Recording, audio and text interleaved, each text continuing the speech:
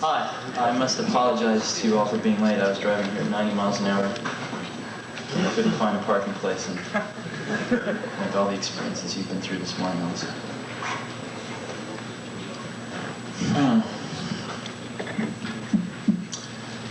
Had a photographer from Scientific American that wanted to take some pictures in the last few days. So we went over to a school. We thought they decided they wanted to take some pictures of someone from Apple in an educational setting using some computers, and we wandered over. Turns out there's a little booklet that is put out in Cupertino, and there's about 20 different schools with Apples, and we picked one out that had 6 Apple computers and wandered over there one afternoon. And this happened to be the afternoon that the 4th and 5th graders were going to be there. Once a week, 4th and 5th graders from this one school in a sort of an advanced learning program come over and use the Apple computers. And I had the most delightful conversation with some 4- and 5-year-olds. They probably know as much about the computer as I do, maybe more.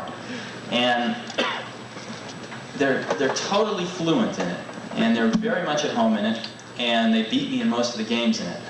And it was really quite an experience, because we always talk about all these things happening sort of at the intellectual, verbal level, but actually got a chance to see 20 students interacting with these computers on a one-on-one basis.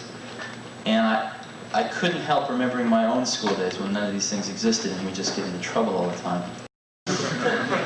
11:30 at night, last night, a friend of mine, Bob Metcalf, calls me up, and he's got 3 German friends visiting from Germany, and they want to buy 20 to 30 Apples a month for some god-awful, who knows what reason.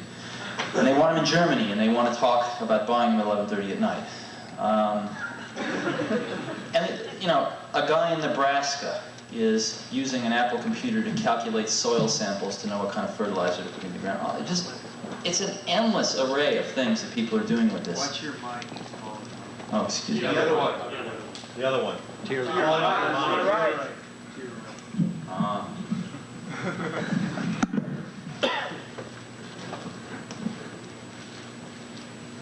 We had absolutely no idea what people were going to do with these things when we started out.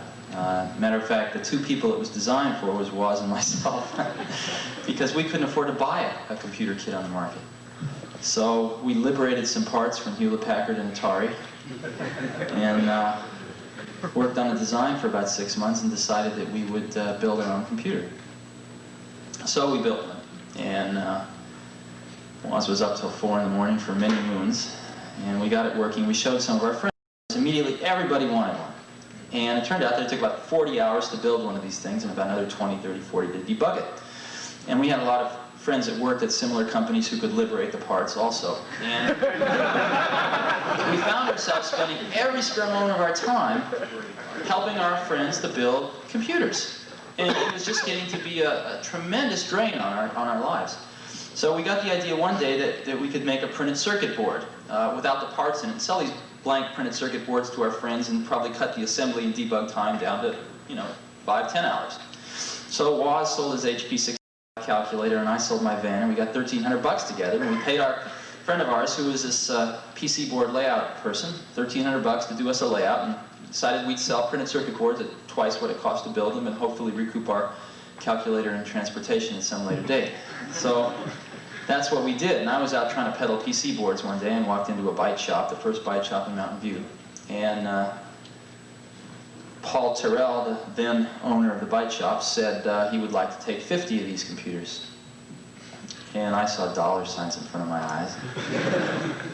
But he had one catch, which was that he wanted them fully assembled and tested, ready to go, which is a new twist. So we spent the next 5 days on the phone to distributors and convinced the electronics parts distributors around here to give us about $10,000 worth of parts on thin air, just on enthusiasm. So we got the parts, and we built 100 computers, and we sold 50 of them for cash, and in 29 days paid off the distributors. And that's how we got started.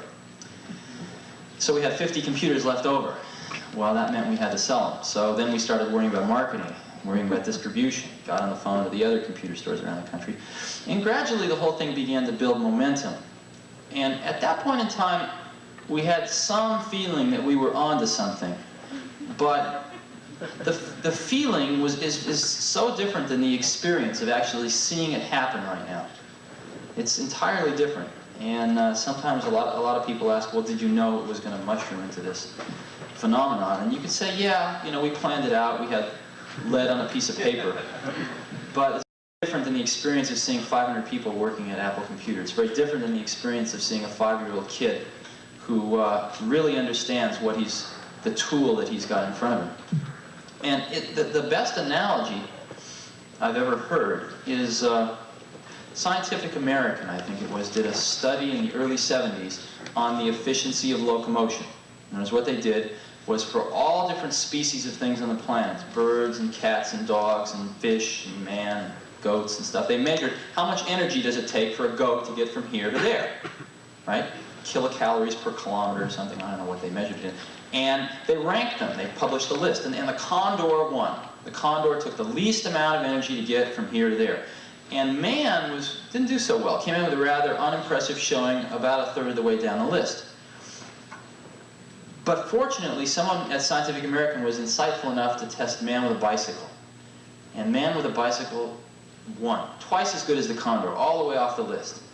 And what it showed was that man as a tool maker has the ability to make a tool to amplify an inherent ability that he has. And that's exactly what we're doing here. It's exactly what we're doing here. We're not making bicycles to be ridden between Palo Alto and San Francisco. Okay, we're making bicycles. And yes, certain bicycles have certain generic attributes, like in general 10 speeds are better to ride in mountains than 1 speeds and other things like that. But in general, what we're doing is we're building tools that amplify a human ability. Just like you could say that the Industrial Revolution was basically an amplification of a human ability, sweat, right? We amplified sweat, fractional horsepower motors, etc., etc. What we're working towards now is the ability to amplify another human ability. And we're just starting to get glimmerings of where it's going to go. As an example, how many of you have used VisiCalc? Quite a few of you. At Apple, every secretary now has an Apple on his or her desk. And they're doing all their word processing on them. You got to give them credit for that, given the software that's out. And they're doing a tremendous amount of financial modeling on the thing. As an example, I have to keep a budget for about 40, 50 people. And by the 10th of every month, my secretary's got all the information from accounting, put it into the VisiCalc model, and given me the actuals versus forecast and all the variances and et cetera, et cetera. And we're asking what-if questions on a daily basis. I can say, her name's Pat, I can say, Pat, what happens if I hire 5 more people this month? You know, what's that going to do to the budget? An hour later, I know. It's incredible.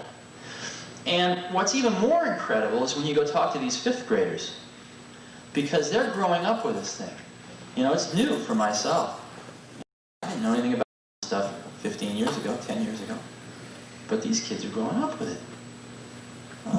I've seen some of the kids of people that work at Apple, I've seen go from being 1, 2 years old, where they push the return key. You know, they sit on their father's lap and mother's lap, and what their part is to push the return key, to actually know how to program in the last 4 years. It's remarkable. So, one of the things that Apple is going to try to do over the next 3 or 4 years is to further that goal. And the key area we're focusing on is the following.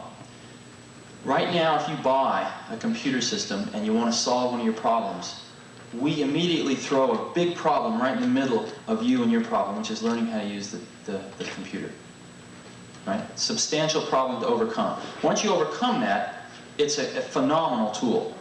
But there is a barrier of having to overcome that problem. What we're trying to do, and I think there's a reasonable chance that Apple's going to make a real contribution to solving this problem in the next 36 months, is to remove that barrier so that someone can buy a computer system that knows nothing about it and directly attack their problem without learning how to program the computer. And the reason I think that Apple's got a chance of solving that problem versus a lot of other computer companies that we all know of that are much, much larger than we are now, although we're catching up, is that our whole company, our whole philosophical base, is founded on one principle. And that one principle is that there's something very special and very historically different that takes place when you have one computer and one person. Very different than if you have 10 people in one computer. And let's look at some of the things that our industry has, or our segment of the computer industry has contributed to the computer industry because of that underlying philosophical concept. In general, we were in retail distribution channels 3-4 years before the rest of the computer industry is now waking up to that fact. Why? Because to serve that one-on-one relationship, it was necessary to distribute the products that way. It was necessary to have products priced so that a person one-on-one could afford the computer system, and therefore it was necessary to distribute them through a relatively lower cost distribution channel rather than a direct sales force. Interactive software, interactive video, a computer system that can be sold for a few $1,000s that can actually do some animation, that actually has the video that's so tightly coupled to the rest of the computer that you can do real-time. We've got a DEC 1170 at Apple where the terminals communicate with the 1170 at 9600 bits per second. That can't do anything like VisiCalc can. Okay? This is a $300,000 computer system. And yet my secretary keeps the budgets on an Apple. It's far superior. So, and again, that comes from that one-on-one interaction. And that perspective is what gives us the feeling that we have an opportunity to really contribute to solving that problem. And that's where Apple's going. Now, we're very fortunate because the timing seems to be falling into place. In other words, as we move into the 80s, the amount of computational power, the amount of raw horsepower we can get into a small box for a reasonable price is staggering. Even in the last 3 years, since 4 years since we started, it's increased a few orders of magnitude.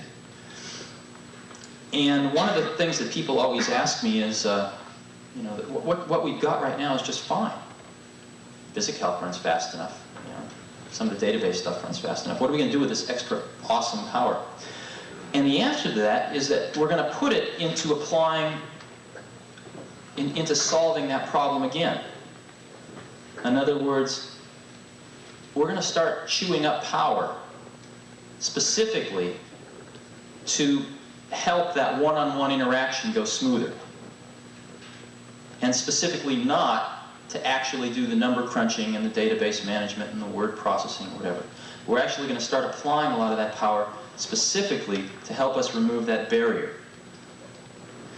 And so, assuming that we don't get into World War III, and assuming that we're able to continue to recruit outstanding people, it looks like the timing's just right for that to occur. So hopefully, when we have our International Apple Corps meeting, the third, fourth one from now, we'll all be able to talk about how we've solved that problem, because I really think it's going to happen. And I really think it's going to come out of an industry that 4 years ago didn't exist, that 3 years ago everyone said was a flash in the frying pan, and but I think right now we're starting to wake up. So thank you very much. Sure. There's a lot of stories to go around. How was the name developed? Yeah, I knew I wouldn't get away with answering that. To start a company, you have to file what's called a fictitious business name statement. And what that is, the purpose of that statement, which you file with the government, is to simply tell everyone if Apple Computer goes out of business or anything having to do with Apple Computer, these are the individuals behind the corporate name. And as we were late in government form, and not knowing it, we thought that was important, so we figured it out.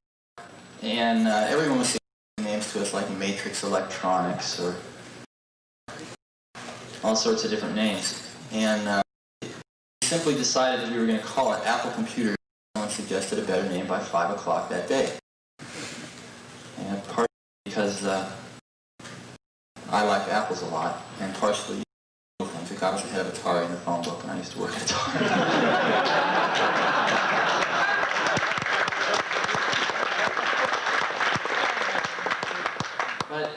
examined it on a regular basis, and we found that the juxtaposition of something that seemed to epitomize what we were going after, which was the simplicity and yet very refined sophistication. You've seen our first brochure, probably some of you have it. The title of it was "Simplicity is the Ultimate Sophistication." And that wasn't just a bullshit slogan. It actually was really what we've been striving for. And the Apple seemed to symbolize that. So I think we're going to stick with it. Yeah. Yeah, getting back to what you're talking about your goals, about eliminating this barrier, this obstacle in the computer there. You're talking about all this, basically hardware power that's available inside that little box. What sort of things are you talking about that's going to translate that hardware power, the power that's inside there, into removing the obstacle of what's inside there on a more concrete level? Well, you're asking me to talk about future products, and I don't want to do that. But Hey, philosophically. Or something. philosophically,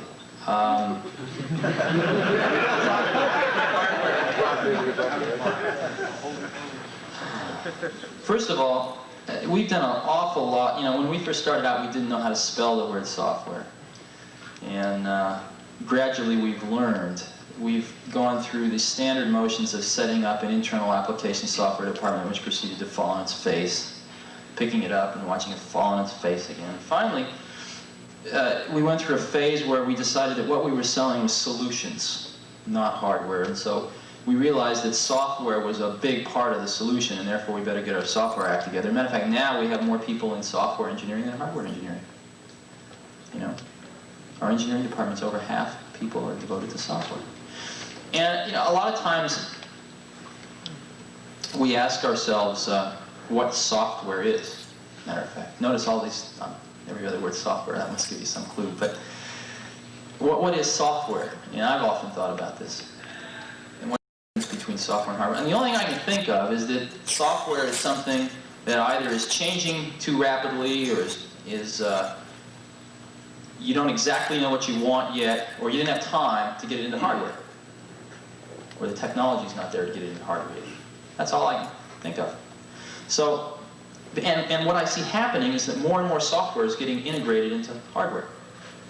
Yesterday's software is today's hardware. So, those two things are merging, I think. And the line between hardware and software is going to get finer and finer and finer and finer. And one of the ways that we're approaching the problem of how to remove the barrier is to try to look ahead a few years and make some predictions as to where the technology will be, both hardware and software technology, and how they're going to be merged together, and at the same time looking at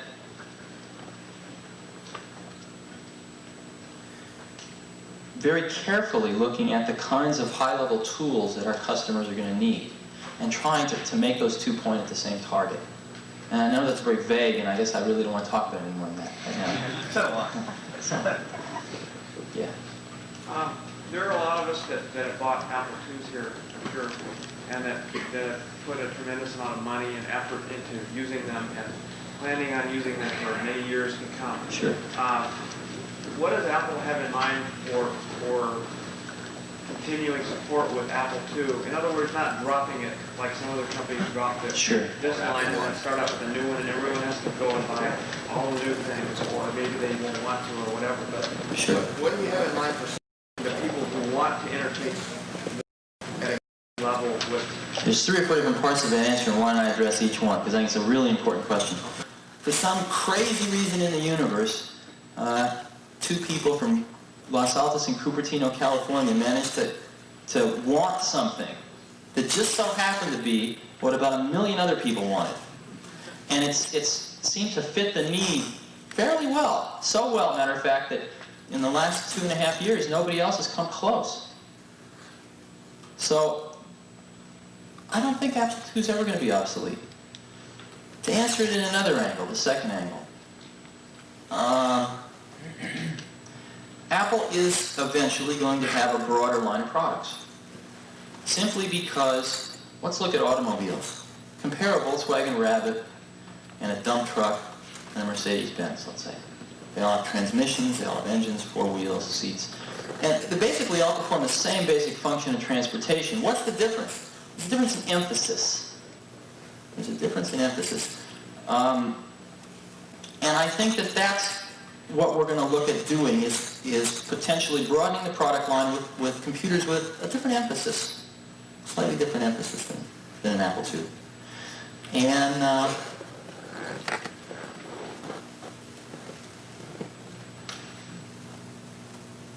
I hope you're all pleased with the new products that we'll come out with over the years. But I don't think that many of you are going to actually feel like giving up your Apple IIs. I don't see that happening. One other thing, I heard a comment up here as you were asking your question. Somebody said, like Apple I, right? And Apple I was an instance where we did obsolete our product. We absolutely did obsolete the product. And what we did was we decided that we were going to take care of the people who bought Apple I's and the people that contacted us and said, listen, I'd really like to have an Apple II. We worked out an arrangement that I think everyone was very happy with. So we did take care of those people. And I don't think we'll ever be in a situation like that again of obsoleting the product. But right, you can't afford it. About 500 people now. And Apple will do this year is probably somewhere between $150 and $200 million worth of sales. And if you actually divide the sales number by the people, you'll find that we probably have the highest sales dollars per employee that anybody's ever heard of. And the reason is because we've got the most incredible collection of people on the planet, at least the most incredible collection I've ever seen, or most of the other people have ever seen. And they're working very, very hard.